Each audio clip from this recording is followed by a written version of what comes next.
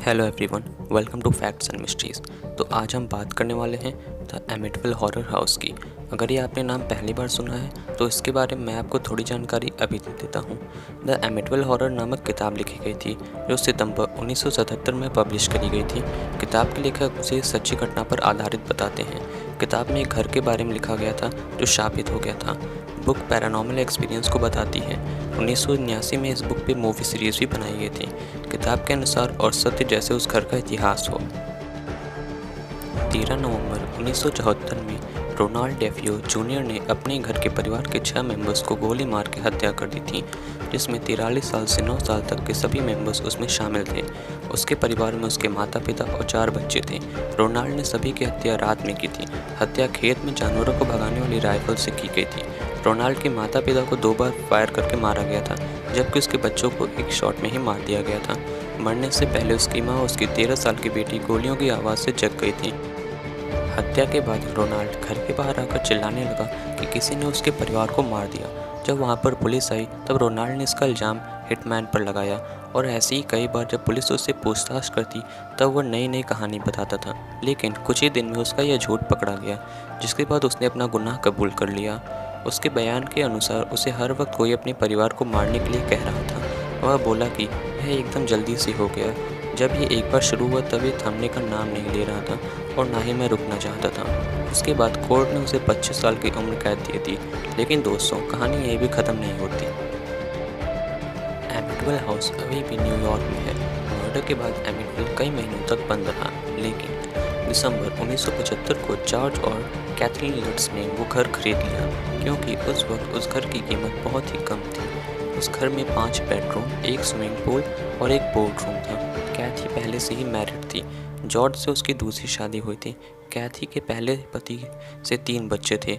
उसके पास एक कुत्ता भी था जिसका नाम हैरी था। जिससे यह घर खरीदा गया था, उसने पहले ही जॉर्ज और कैथी को वह 6 मर्डर के बारे में बताया था, लेकिन दोनों की ज़रूरत के हिसाब से और पैसों की कमी की वजह से उनको वह घर लेना पड़ा। घर में वही पुराना वाला फर्नीचर रखा गया था, क्योंकि जॉर्ज उसके अलग से पैसे दिए थे। जॉर्ज नास्तिक था, इसलिए वहाँ पर उसने कोई पूजा भी नहीं करवाई। पर कैथी काफ़ी ज़्यादा धार्मिक थी और इसीलिए उसने चर्च जाकर एक फादर को बुलाया, फादर रॉल्फ, जो एक जज और फिजियोथेरेपिस्ट थे। जब फादर ने उस घर में हॉली वॉटर फेंका तब फादर के कान में एक अजीब सी आवाज़ आने लगी। लेकिन यह बात फादर ने तब किसी को नहीं बताई। उसके अगले दिन फादर ने जॉर्ज को बाहर बुलाकर कहा कि चाहे कुछ भी हो जाए, लेकिन घर के दूसरे माले को कभी मत खोलो, क्योंकि वहाँ से काफ़ी ज़्यादा आवाज़ें आ रही थीं। उसके कुछ ही दिन बाद फादर को काफ़ी तेज बुखार आया। पहले जॉर्ज और कैथी को उस घर में कुछ भी अजीब नहीं दिखा, सब कुछ नॉर्मल हो रहा था। लेकिन उसके कुछ ही दिन बाद जो हुआ वो काफ़ी ज़्यादा डरावना साबित हुआ। जॉर्ज अब हर रात को 3:15 को जग जाता और बोट हाउस में जाकर कुछ चेक करने लगता। 3:15 वही टाइम था जब रोनाल्ड ने वह 6 हत्या की थी। उस घर में लाखों की तादाद में कीड़े होने लगे थे। एक दिन कैथी रात में उठकर उसके बच्चे को देखने चली गई।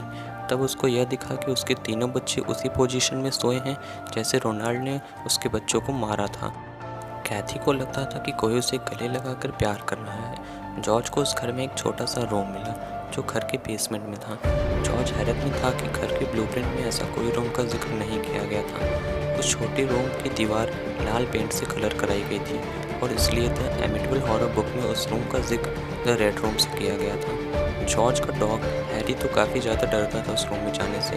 जब भी जॉर्ज उस रूम को खोलता था तब हैरी जोर जोर से भौंकने लगता था। घर में परफ्यूम की सुगंध आती थी और अनचाही हवाएं आती रहती थी, जबकि बाहर के पेड़ों पर पत्तियों में थोड़ी सी भी हलचल नहीं नजर आती थी। एक दिन जॉर्ज और कैथी एक बार आग जला रहे थे, तब उसी आग में से एक आधा जला हुआ चेहरा उनको दिखा, जिसका जिक्र डेमन नाम से किया गया है। उनकी 5 साल की बेटी एक इमेजिनरी फ्रेंड जॉर्डी से बात करती रहती थी। जॉर्डी एक खिलौना था जो एक पिग था जिसकी आंखें लाल थी। एक सुबह जॉर्ज अपनी खिड़की से देख रहा था, तब उसको बोट हाउस के पास उसकी 9 साल की बेटी दिखी और उसके पीछे ही जॉर्डी थी। और जैसे ही जॉर्डी उसको पानी में ढकेलती, जॉर्ज जल्द से उठकर उसकी बेटी के रूम के पास जाकर रूम खोला। तब उसकी बेटी एक हिलती हुई कुर्सी पर जॉर्डी को हाथ में लेकर सोई थी। एक रात में जॉर्ज को दरवाजे के बजने की वजह से नींद खुली। जब जॉर्ज ने उठकर देखा तो उसका डॉग दरवाजे से सनक कर सो रहा था। और वह आवाज़ शायद जॉर्ज के सिवा किसी और ने न सुनी हो। वहाँ किसी रेडियो फ्रिक्वेंसी की तरह आवाज़ें आ रही थी, लेकिन जब जॉर्ज वहाँ देखने गया तब आवाज़ें एकदम बंद हो गईं। जॉर्ज को अब एहसास होने लगा था कि वह वही शराब पीने लगा है जो रोनाल्ड पीता था, और उसी दुकान से जहाँ से रोनाल्ड डेली का कस्टमर था। एक दिन कैथी उसके 9 साल की बेटी मिसी के कमरे में खिड़कियां बंद करने गई। तब मिसी जोर से चिल्लाई कि वहाँ पर जॉर्डी बैठी है। तब अचानक कैथी ने वहाँ पर 2 लाल आंखें देखी जो उसकी तरफ घूर रही थी। उसी रात जब कैथी कमरे में सोने गई, कैथी को ऐसे लगा कोई उसकी छाती पर दबाव बना रहा है। इसके बाद उसी जगह पर लाल कलर के धब्बे भी पड़े। घर में खिड़कियां और दरवाजे अपने आप ही लॉक हो जाते थे। एक दिन जॉर्ज ने कैथी को एक बूढ़ी औरत के रूप में बदलते हुए देखा, जो काफ़ी भयानक नज़ारा था। मिसी हर वक्त उसके रूम में गाना गाती थी। जब उसको उसके रूम से बाहर लाया जाता था तब वह गाना गाना बंद कर देती थी, और जैसे ही रूम में फिर से ले जाया जाता था वह गाना गाना चालू कर देती थी। कैथी को हर वक्त लगता था कोई उसके दरवाजे और खिड़कियाँ बंद चालू करता है। इन सब से अब वह दोनों काफ़ी तंग आ चुके थे। घर में हमेशा तनाव बना रहता था, इसलिए दोनों ने मिलकर घर छोड़ने का फैसला किया। जब जॉर्ज घर से बाहर निकल रहा था तब उसे एक अजीब सी अटकी हुई आवाज़ में कोई कह रहा था, विल यू स्टॉप। शायद वो उन लोगों की आखिरी रात हो, ऐसा उन लोगों ने सोचा। कुल 28 दिन वहाँ पर लट्स फैमिली ने उस एमिटविल हॉरर हाउस में बिताया। बाहर आने के बाद लट्स फैमिली ने उस घर को पैरानॉर्मल फिनोमेना कहा, जिसके बाद फादर ने वहाँ झाड़ फूँक करके उस घर को हमेशा के लिए बंद कर दिया।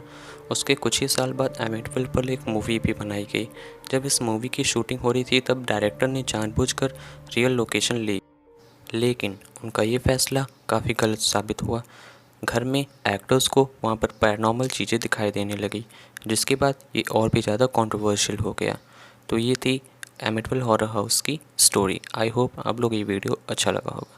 अगर अच्छा लगा तो हमारे चैनल फैक्ट्स एंड मिस्ट्रीज़ को सब्सक्राइब करिए और उस वीडियो को लाइक करिए। Will meet again with a new video. Bye, take care.